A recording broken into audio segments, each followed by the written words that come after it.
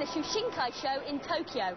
It's the biggest games event of the year, and everyone's talking about just one thing, the ultra64. I feel like I've gone to heaven. You wait years to see one ultra64, and then 100 all come along together.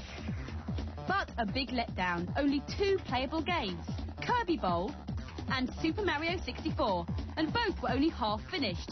So, although the console is firing on all cylinders, the games are still not ready. That didn't deter the thousands of journalists and games publishers who came to see the latest Super Console. So, why was this such an important event? Well, quite simply, Nintendo are the biggest video games company in the world and also the most successful. They've always made the best hardware, so no one can afford to ignore their new 64-bit consoles. This was supposed to be the official launch, but there was still a lot of secrecy. When we asked nicely, they gave us permission to film. Well, sort of. I'm so excited. I've been waiting over a year to get my hands on this new console, and now I have. All I've got to do is work out how to play it. The controller has got 3 handles, so you can either hold it like that in the normal way, or like this using the D-pad and the thumbstick, or, as I'm doing in this Mario game, like this.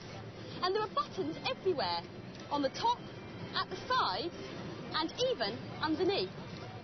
Right, here goes. Wish me luck. So here it is, Super Mario 64. And yes, you are watching the game screen. Amazingly, this is not a rendered graphics demo. It's what you get when you play the game. The images are detailed, smooth, and easily superior to anything currently available.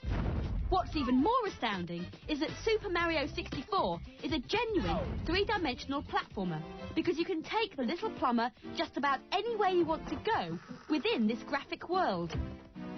Inside the main room in the castle are several doors that lead you off into the different game areas. This is a beautiful underwater level, and as you swim around, you start to appreciate just how different the game is.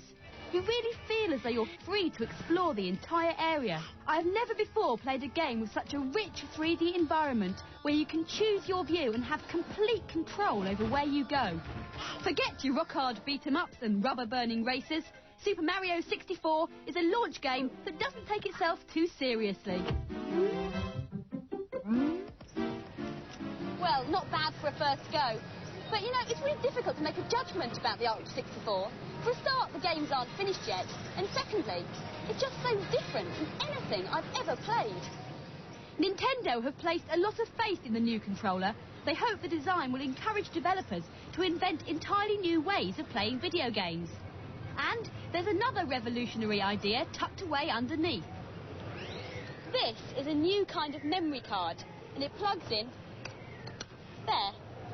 The card can store customised game or controller settings, and you'll be able to save information on an individual's style of gameplay. So in theory, you'll be able to play against your friends even when they're not there.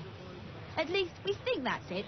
Our instruction book had been translated directly from the Japanese. But, as we always say on Bad Influence, never mind the hardware, feel the gameplay. Unfortunately, all the other Ultra64 games at the show were only on video. Ones to look out for, though, are Blastozer, a sort of construction robot dig-em-up from the team that brought you Donkey Kong Country. And Star Wars, Shadow of the Empire, which is being made by Lucasfilms, the creators of Star Wars. So, was it worth the wait? Well, yes and no. The Ultra64 is an exciting new console with incredible potential, but it's clearly behind schedule. The lack of finished games at the show was a serious disappointment.